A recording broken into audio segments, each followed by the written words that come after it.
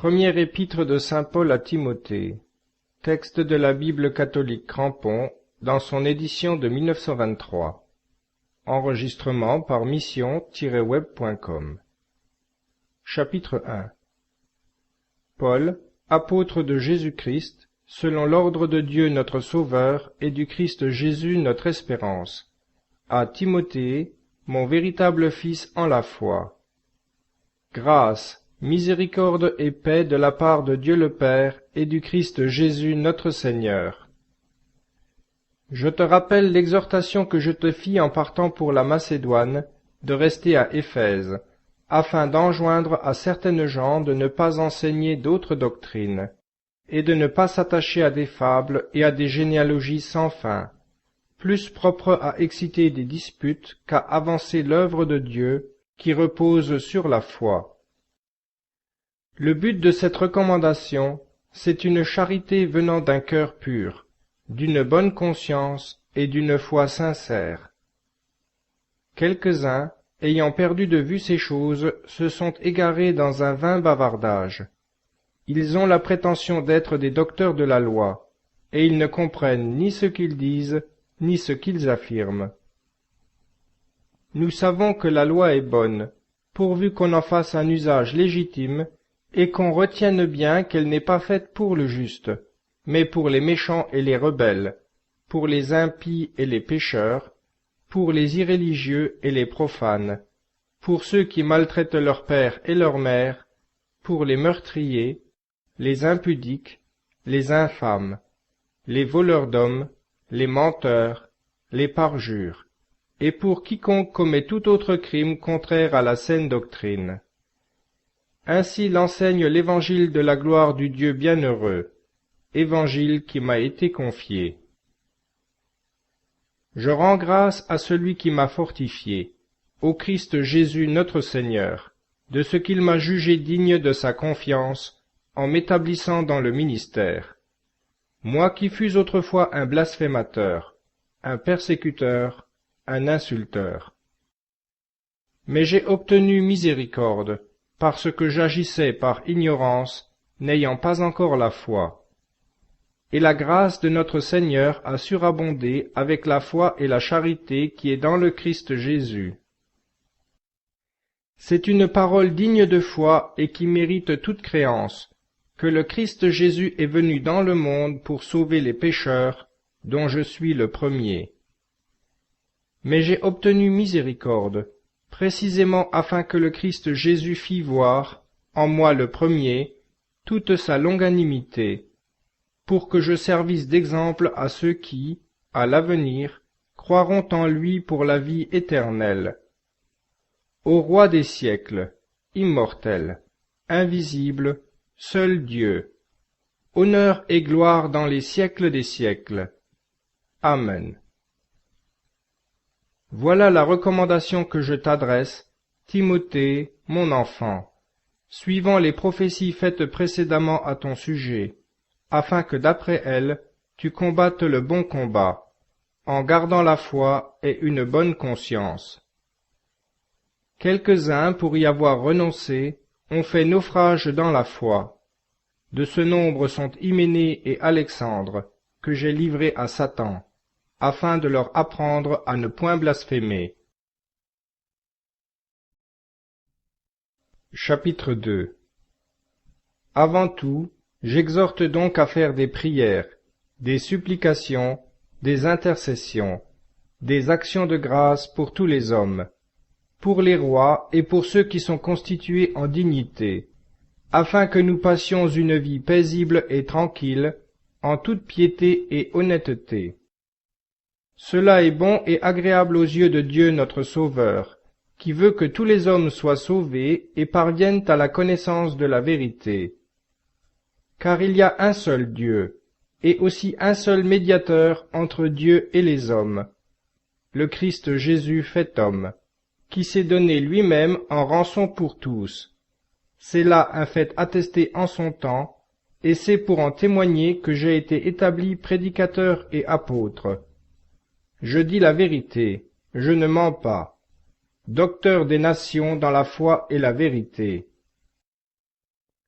Je veux donc que les hommes prient en tout lieu, levant au ciel des mains pures, sans colère ni agitation de pensée.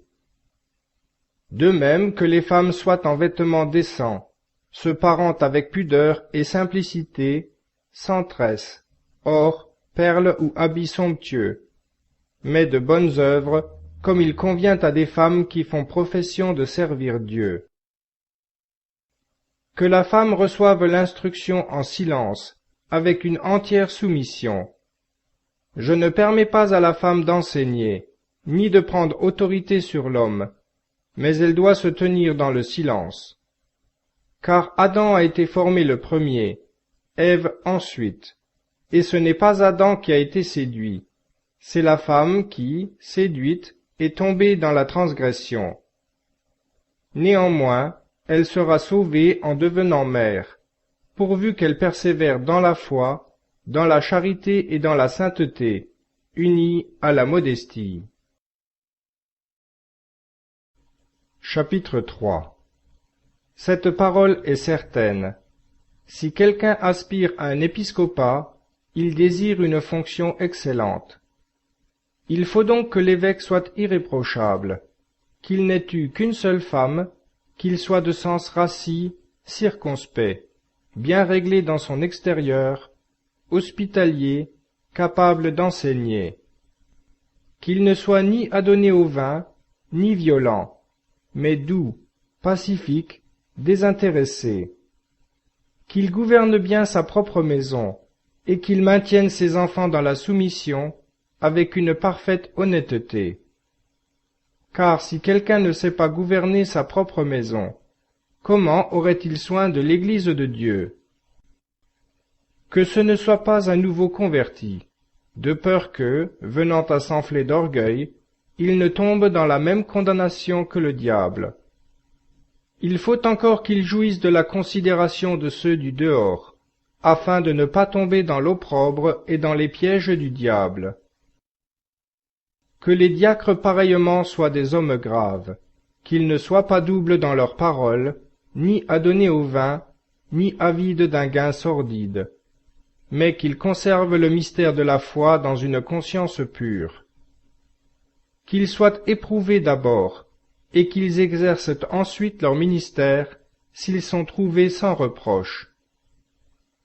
Les femmes, de même, doivent être honorables, non médisantes, sobres, fidèles en toutes choses. Que les diacres soient maris d'une seule femme, qu'ils gouvernent bien leurs enfants et leur propre maison, car ceux qui remplissent bien leur ministère s'acquièrent un rang honorable et une grande assurance dans la foi en Jésus-Christ. Je t'écris ces choses, quoique j'espère aller bientôt vers toi, afin que, si je tarde, tu saches comment il faut te conduire dans la maison de Dieu, qui est l'Église du Dieu vivant, la colonne et la base de la vérité. Et sans contredit, c'est un grand mystère de la piété, celui qui a été manifesté en chair, justifié en esprit, contemplé par les anges, prêché parmi les nations, cru dans le monde, exalté dans la gloire. Chapitre 4.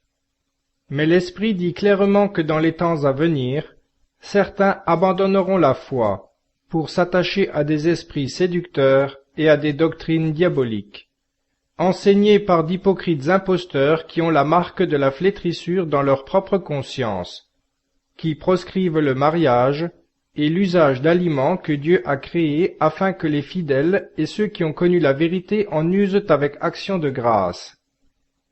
Car tout ce que Dieu a créé est bon, et l'on ne doit rien rejeter de ce qui se prend avec action de grâce, parce que tout est sanctifié par la parole de Dieu et par la prière.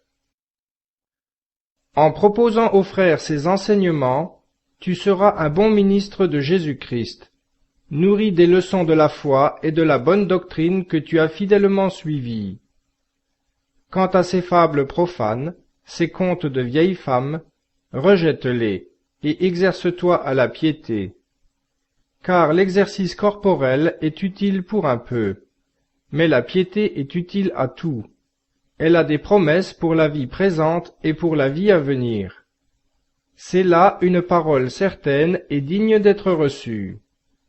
Car nous ne prenons tant de peine et nous n'endurons les outrages que parce que nous avons mis notre espérance dans le Dieu vivant, qui est le Sauveur de tous les hommes, principalement des fidèles. Voilà ce que tu dois prescrire et enseigner. Que personne ne te méprise à cause de ta jeunesse, mais sois l'exemple des fidèles en parole, en conduite, en charité, en foi, en chasteté. En attendant que je vienne, applique-toi à la lecture, à l'exhortation, à l'enseignement. Ne néglige pas la grâce qui est en toi, et qui t'a été conférée par action prophétique lorsque l'assemblée des anciens t'a imposé les mains. Médite ces choses et sois-y tout entier, afin que tes progrès soient évidents pour tous. Veille sur toi-même et sur ton enseignement, mets-y une constante application, car, en agissant ainsi, tu te sauveras toi-même et tu sauveras ceux qui t'écoutent. Chapitre 5. Ne reprends pas avec rudesse un vieillard, mais avertis-le comme un père, les jeunes gens comme des frères, les femmes âgées comme des mères, celles qui sont jeunes comme des sœurs, avec entière pureté. Honore les veuves qui sont véritablement veuves. Si une veuve a des enfants ou des petits-enfants, qu'ils apprennent avant tout à exercer la piété envers leur propre famille, et à rendre à leurs parents ce qu'ils ont reçu d'eux. Quant à celle qui est véritablement veuve, qui est seule dans le monde, celle-là a mis son espérance en Dieu, et elle persévère nuit et jour dans les supplications et les prières. Pour celle qui vit dans les plaisirs, elle est morte, quoiqu'elle paraisse vivante. Fais-leur ces recommandations, afin qu'elles soient sans reproche. Or, si quelqu'un n'a pas soin des siens, surtout de ceux de sa famille, il a renié la foi, et il est pire qu'un infidèle. Qu'une veuve, pour être inscrite sur le rôle, n'ait pas moins de 60 ans, qu'elle ait été femme d'un seul mari, qu'elle ait réputation pour ses bonnes œuvres, d'avoir élevé ses enfants, exercé l'hospitalité, lavé les pieds des saints, secouru les malheureux, entrepris toutes sortes de bonnes œuvres. Quant aux jeunes veuves, écarte-les, car, lorsque l'attrait des voluptés les a dégoûtées du Christ, elles veulent se remarier, et se rendent coupables en manquant à leur premier engagement. De plus, dans l'oisiveté, elles s'accoutument à aller de maison en maison, et non seulement elles sont oisives, mais encore jaseuses, intrigantes, parlant de choses qui ne conviennent point. Je désire donc que les jeunes veuves se marient, qu'elles aient des enfants, qu'elles gouvernent leur maison, qu'elles ne donnent à l'adversaire aucune occasion de médire, car il en est déjà qui se sont égarés pour suivre Satan. Si quelque fidèle, homme ou femme, a des veuves dans sa famille, qu'il pourvoie à leurs besoins, et que l'Église n'en soit point surchargée, pour pouvoir assister celles qui sont véritablement veuves. Les anciens qui gouvernent bien sont dignes d'être doublement rémunérés, principalement ceux qui travaillent à la prédication et à l'enseignement. Car l'Écriture dit, « Tu ne muselleras pas le bœuf qui foule le blé » et « L'ouvrier mérite son salaire ». N'accueille point d'accusation contre un ancien, si ce n'est sur la déposition de 2 ou 3 témoins. Ceux qui manquent à leur devoir, reprends-les devant tous, afin d'inspirer aux autres de la crainte. Je te conjure devant Dieu, devant le Christ Jésus, et devant les anges élus, d'observer ces choses sans prévention, et de ne rien faire par faveur. N'impose trop vite les mains à personne, et n'aie pas de part au péché d'autrui. Toi-même, garde-toi pur. Ne continue point à ne boire que de l'eau, mais prends un peu de vin, à cause de ton estomac et de tes fréquentes indispositions. Il y a des personnes dont les péchés sont manifestes, même avant qu'on les juge, mais d'autres ne se découvrent qu'après. De même, les bonnes œuvres sont manifestes, et celles qui ne le sont pas d'abord ne sauraient rester cachées. Chapitre 6. Que tous ceux qui sont sous le joug comme esclaves estiment leur maître digne de tout honneur, afin que le nom de Dieu et sa doctrine ne soient pas blasphémés. Et que ceux qui ont pour maître des fidèles ne les méprisent pas, parce qu'ils sont leurs frères, mais qu'ils les servent d'autant mieux, puisque ceux qui reçoivent leur service sont des frères et des amis. C'est ce qu'il faut enseigner et recommander. Si quelqu'un donne un autre enseignement et n'adhère pas aux salutaires paroles de notre Seigneur Jésus-Christ et à la doctrine qui est conforme à la piété, c'est un orgueilleux, un ignorant, un esprit malade qui s'occupe de questions et de disputes de mots, d'où naissent l'envie, les querelles, les propos injurieux, les mauvais soupçons, les discussions sans fin d'hommes qui ont l'esprit perverti, qui, privés de la vérité, ne voient dans la piété qu'un moyen de lucre. C'est, en effet, une grande richesse que la piété contente du nécessaire, car nous n'avons rien apporté dans le monde, et sans aucun doute, nous n'en pouvons rien emporter. Si donc nous avons de quoi nous nourrir et nous couvrir, nous serons satisfaits. Ceux qui veulent être riches tombent dans la tentation, dans le piège, et dans une foule de convoitises insensées et funestes qui plongent les hommes dans la ruine et la perdition. Car c'est la racine de tous les maux que l'amour de l'argent, et certains, pour s'y être livrés, se sont égarés loin de la foi, et se sont transpercés eux-mêmes de beaucoup de tourments. Pour toi, homme de Dieu, fuis ces désirs, recherche au contraire la justice, la piété, la foi, la charité, la patience, la douceur. Combat le bon combat de la foi, conquiers la vie éternelle à laquelle tu as été appelé, et pour laquelle tu as fait cette belle confession de foi devant un grand nombre de témoins.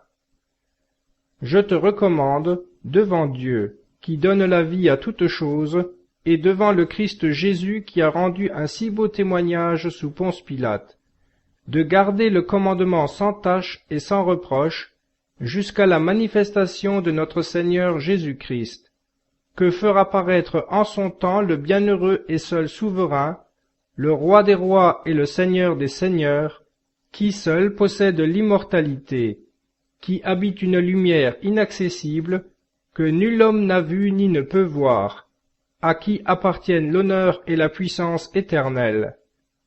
Amen.